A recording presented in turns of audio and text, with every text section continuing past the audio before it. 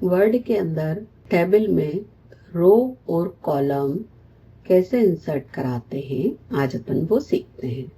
जैसे मान लीजिए आपने यहाँ पर अपनी टेबल बनी हुई है, हमको इसके अंदर हेडिंग देना है और हमको एक्स्ट्रा रो चाहिए, तो हम कैसे यूज करेंगे रो का। आप कर्सर रखेंगे जहां पर भी अपना कर्सर है। मान लीजिए हमको ऊपर चाहिए तो कर्सर सबसे टॉप पे रखना है आपको टेबल के अंदर। इंसर्ट एबव रो पे क्लिक करेंगे। आप जैसे क्लिक करते हैं तो आपके सामने एक रो इंसर्ट हो जाएगी। यदि मान लीजिए हमको 2 रो एक साथ चाहिए तो आप 2 रो के लिए आप 2 सेल सिलेक्ट करेंगे। इंसर्ट रो एबव पे क्लिक करेंगे तो आप देखेंगे आपके सामने 2 रो इंसर्ट हो गई।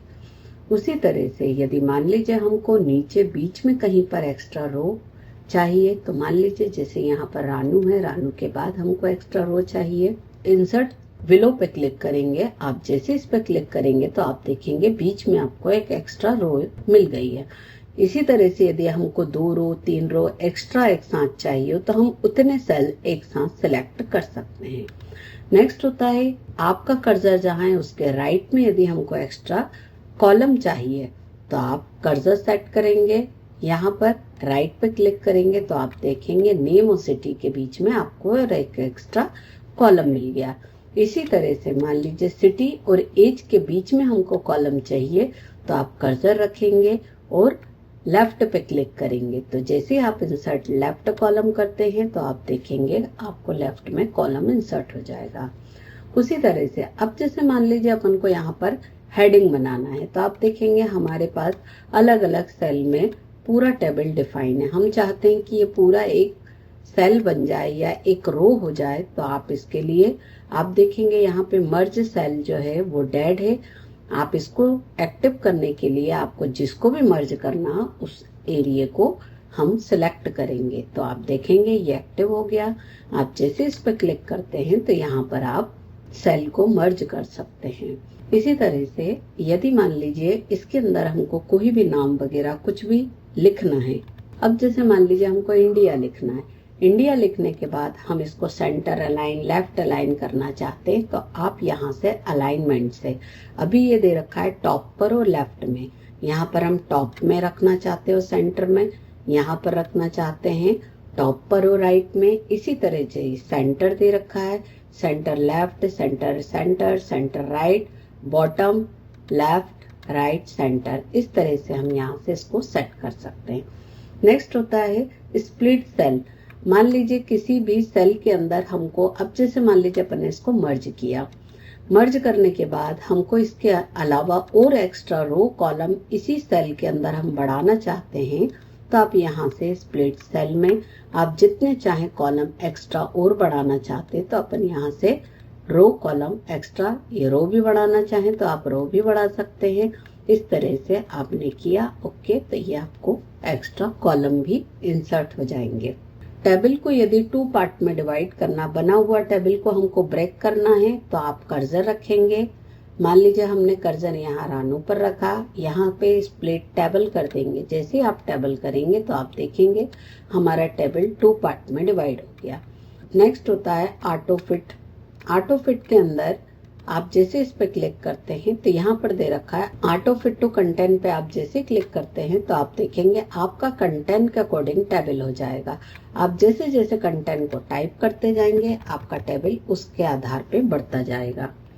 नेक्स्ट होता है ऑटो फिट टू विंडो। आप जैसे इस पे क्लिक करेंगे आपका टेबल विंडो के जितना बड़ा हो जाएगा, मतलब कि हमारा पेज जितना बड़ा है उसके आधार पे सेट हो जाएगा। नेक्स्ट होता है auto fit to column width. आप जैसे इस पे क्लिक करेंगे तो आप देखेंगे जब आप इसके अंदर कोई भी मैटर टाइप करते हैं तो आपका टेबल नीचे साइड में बढ़ेगा।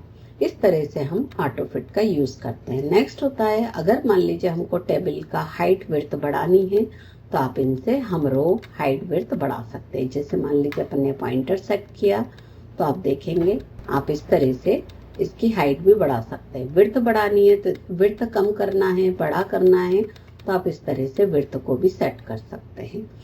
इस तरह से अपन टेबल बनाते हैं। नेक्स्ट होता है यदि मान लीजिए हमको टेक्स्ट का डायरेक्शन चेंज करना है तो आप उसको सिलेक्ट करेंगे, टेक्स्ट डायरेक्शन पे जाएंगे। जैसे ही आप इस पे क्लिक करते हैं तो आप देखेंगे आपका टेक्स्ट का डायरेक्शन इस तरह से मूव कर सकते हैं, और नहीं तो आप जैसा चाहें वैसा भी कर सकते हैं। नेक्स्ट होता है, यहाँ पे हम शॉर्ट कर सकते हैं। मान लीजिए आपने जो भी नाम लिख रखे हैं, हमको अल्फाबेट वाइज मतलब असेंडिंग और डिसेंडिंग ऑर्डर में जमाना है, तो हम यहाँ से शॉर्ट पे क्लिक करते हैं तो आपका ए से जेड में सभी नाम जम जाएंगे। दूसरा होता है convert to text. Convert to text में हमारे को जैसे मान लीजिए टेबल नहीं रखना, खाली टेक्स्ट को रखना है और टेबल बॉर्डर हटाना है। आप इस पे क्लिक करेंगे, यहाँ पर आपको देखेंगे पैराग्राफ वाइज रखना है हमको, टैब वाइज रखना है, कॉमा वाइज रखना है या अदर कोई सिंबल यूज करना। मान लीजिए हमने टैब वाइज रखना है, आपने किया ओके। जैसे ही आप ओके करते हैं तो आप देखेंगे बॉर्डर हट जाएगी और टेबल रह जाएगा। इस तरह से हम कन्वर्ट टू टेक्स्ट का यूज करते हैं। अब जैसे मान लीजिए किसी भी चीज का हमको टेबल के अंदर यदि हमको टोटल करना है तो आप कर्सर सेट करेंगे, टेबल लेआउट पे जाएंगे, फॉर्मूले में जाएंगे। जैसे आप फॉर्मूले में जाते हैं, बस यहाँ पर पहले से ऑटो डिफॉल्ट सम का फॉर्मूला रहता है, आप इसको ओके करेंगे तो आप देखेंगे यहाँ पर टोटल आ गया। इसी तरह से यदि मान लीजिए आपको मिनिमम, मैक्सिमम, एवरेज काउंट निकालना है तो आप यहाँ से पूरे फॉर्मूले दे रखे हैं पेस्ट फंक्शन के अंदर। आप यहाँ से कोई भी फॉर्मूला, जैसे कि मान लीजिए मैक्स का फॉर्मूला लगाना है, ब्रैकेट के अंदर अपन को एबोव लिखना पड़ेगा क्योंकि हमको फॉर्मूला एबोव से लेना है, मतलब कि ऊपर से, और बाकी का फॉर्मूला हम मैक्स के बाद का रिमूव कर देंगे और इक्वल साइन रहने देंगे। और आप जैसे ओके करते हैं तो आप देखेंगे मैक्सिमम वैल्यू यहाँ पर, सबसे बड़ी वैल्यू यहाँ पर आ जाएगी। अब जैसे मान लीजिए हमको फॉर्मूला लेफ्ट से लेना है तो आप कर्सर रखेंगे, फॉर्मूले में जाएंगे, आप देखेंगे ब्रैकेट के अंदर ऑटोमेटिकली लेफ्ट लिख करके आ जाएगा। आप ओके करेंगे तो यहाँ पर आपको टोटल मिल जाएगा।